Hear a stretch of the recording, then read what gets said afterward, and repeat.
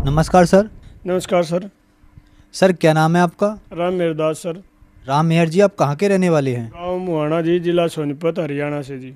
Sir संत रामपाल जी महाराज से नाम दीक्षा आपने कब ली? ये जी सितंबर का महीना 2017 में जी।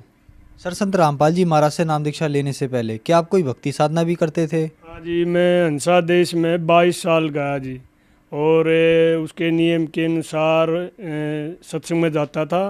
पर वहाँ जाने के बाद मेरे को कोई लाभ नहीं हुआ जी। मैं तंग बहुत था। फिर उसके बाद मैं 2 साल ओम शांति में गया जी। वहाँ भी कुछ थोड़ा जानकारी तो मिली, पर वहाँ भी मेरे को शांति नहीं मिली।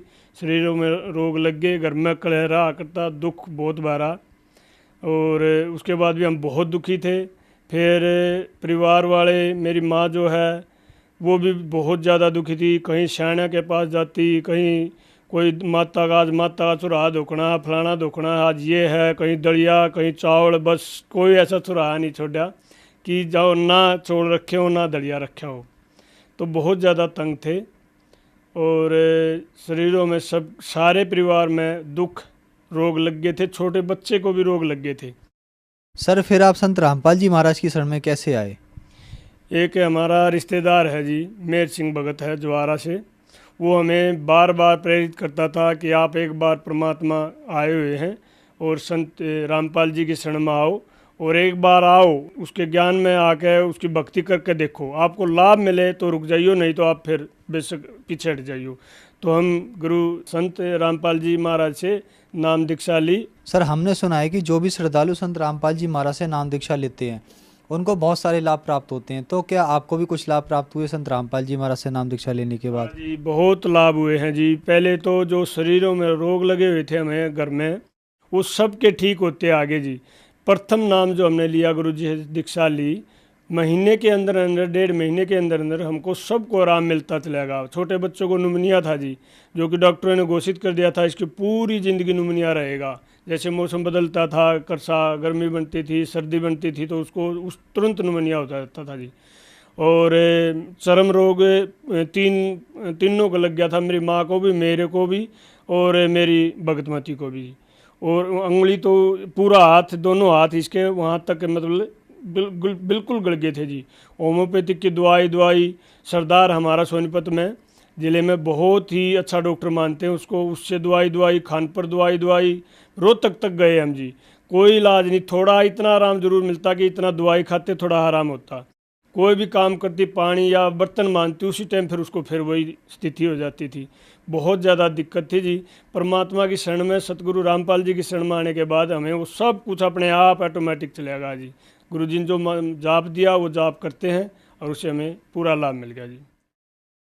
और जी घर में जो कलेश रहा करता, मैं हुक्का बीड़ी पी लेता था जी, कभी कभार दारू पी लेता था जी, वो अपने आप पीछे हट गया। मेरी माँ होक्की पिया करती, बहुत ज़्यादा पिया करती, वो भी अपने आप पीछे हट गई। हमें होक्के नशे से तो बहुत ही मतलब अब गलैन आने लग गई बहुत। जो अगर दूसरा पीता है तो हमें सर में दर्द हो जाता है जी।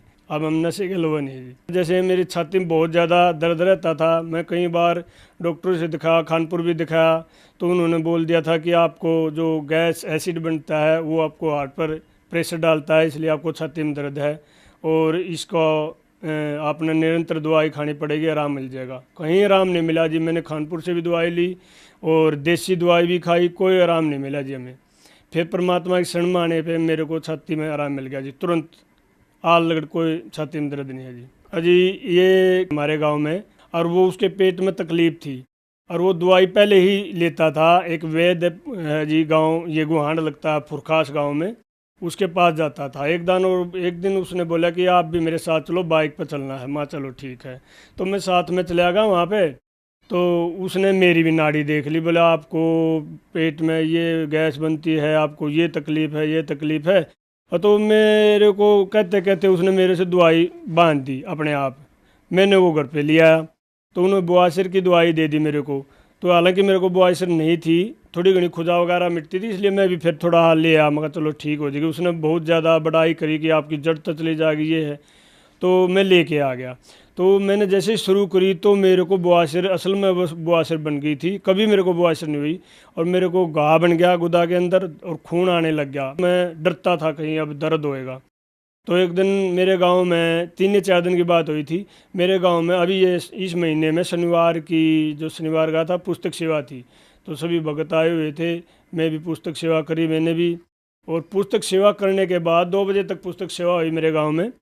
तो सायंकाल को जब विश्वास हुआ घूमने का, मैं तो घूमने के लिए बैठा, तो मेरे को ऐसा महसूस हुआ कि तू फंड कर रहा था, और मेरे को न तो दर्द और न खून आया, कुछ नहीं ऐसा हुआ। परमात्मा ने दया कर दी उसी टाइम, पुस्तक सेवा होने के बाद मालिक ने बड़ी दया करी। और जी मेरे को एक माइग्रेन भी था, जो आधे सर का दर्द था बहुत ज़्यादा, उसने 17 साल हो गए थे जी मेरे पास। मनसा देश में था, वहाँ अभी भी मेरे को सर में दर्द था। ओम शांति में जाता था, वहाँ भी मेरे को सर में दर्द था। यहाँ आने के बाद मेरा सर का दर्द, जो माइग्रेन बोलते थे डॉक्टर, मैं खानपुर पीजीआई में भी गया था इसके लिए, उन्होंने बोल दिया था आपको ये 60 साल तक रहेगा, जब तक आपका ये दिमाग ज़्यादा तेज़ी पकड़ता है ना, तो आपको 60 साल तक ये आधा शिशि रोग भी बोलते हैं, माइग्रेन भी वगैरह कहते हैं, आपको रहेगा, ये गोली लेने की भी ज़रूरत नहीं है इसको। तो परमात्मा की शरण में आने के पास, संत रामपाल जी गुरु जी के चरणों में आने के बाद ये भी मेरा अपने आप ऑटोमेटिक चला गया जी। मेरी जो भगतमती है उसको चर्म रोग हुआ था जी हाथा में, मैं पहले भी बताऊं था।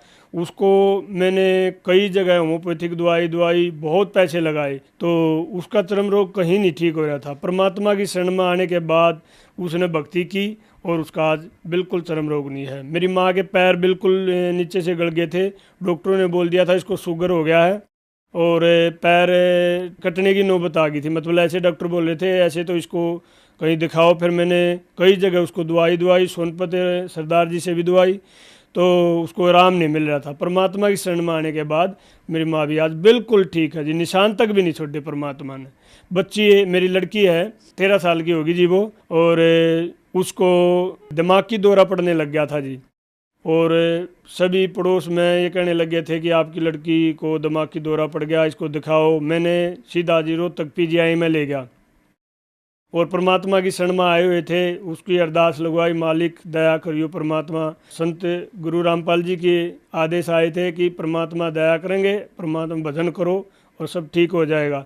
तो मैं उसको पीजीआई में ले गया, वहाँ डॉक्टर ने बोल दिया था इसको पूरी ज़िंदगी दिमागी दौरा रहेगा। और फिर मैं नाम दाम केंद्र है जी रोहतक, वहाँ पे गया और भक्तों के आगे ये समस्या रखी। भक्तों ने फिर परमात्मा के वो पत्र लिखा मालिक के चरणों में, और पत्र से फिर आदेश आया अगले दिन, वहीं पे नाम दाम केंद्र पे थे हम। पत्र से आदेश आया परमात्मा का कि परमात्मा दया करेंगे और आप भक्ति करते रहो। परमात्मा की ऐसी दया हुई, 3 दिन में वो बच्ची बिल्कुल ठीक होगी, भक्ति करते रहे और ठीक होगी वो बच्ची। सर, संत रामपाल जी महाराज से नाम दीक्षा लेने के बाद आपको बहुत सारे लाभ प्राप्त हुए, तो जो श्रद्धालु आज आपको देख रहा है आप उन्हें क्या कहना चाहेंगे? बस ये मैं यही कहना चाहूँगा कि जो भी भगत समाज है, जो भी परमात्मा को मानते हैं, सच्चे दिल से एक बार परमात्मा सतगुरु रामपाल जी की किताब पुस्तक जो है वो पढ़ें, सत्संग सुने, उसकी वाणी सुने, उनको एक बार देखो क्या कह रहे हैं वो समझो।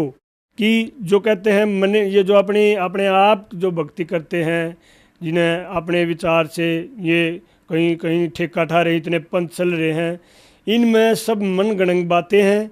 जो सच्ची भक्ति होती है, जो सच्चा प्रेम परमात्मा का होता है, वो हमें सुख देगा, दुख नहीं देगा। अच्छा, सच्ची भक्ति जो करता है, जो सच्चे मंत्रों से जाप करता है, परमात्मा तो तुरंत अड़ लेता है।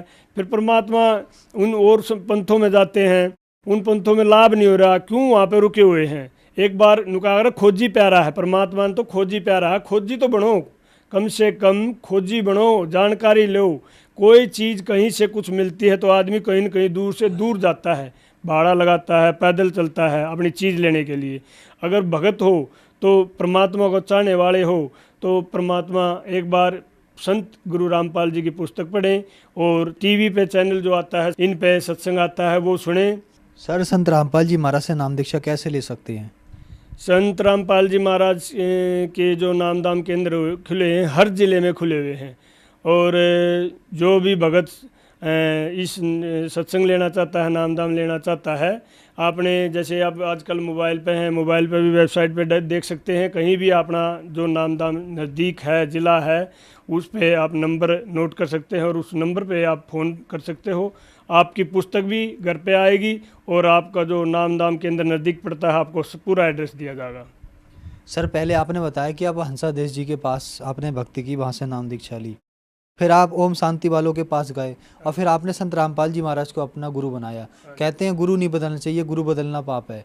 क्या कारण है, क्या सच्चाई है इसके पीछे? जी, जो चीज़ हमें चाहिए है उसके लिए हमने कभी झिझक नहीं करनी चाहिए। जैसे कोई हमने हमारी पर्सनल कोई दुकान है या डॉक्टर है, अगर हमारा वहाँ पे कोई इलाज नहीं हो रहा है या हमारी कोई दुकान से चीज़ नहीं मिल रही है तो हम क्यों बैठेंगे वहाँ पे? हम अपनी दुकान बदलो या डॉक्टर को बदलो, ये चीज़ हमें नहीं देखनी, हमने लाभ लेना है।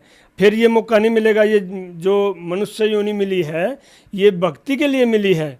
समझने की बात तो यही है कि मनुष्य योनि भजन भक्ति के लिए मिली है, यहाँ से पार होने के लिए। तो इसलिए गुरु बदलने में हमें कोई झिझक नहीं करनी चाहिए, ना डरना चाहिए। जो संत पूर्ण होते हैं वो सब कुछ हट लेते हैं, डरना नहीं कभी भी चाहिए। परमात्मा की शरण में आओ और भजन भक्ति करो। धन्यवाद सर। सत साहिब।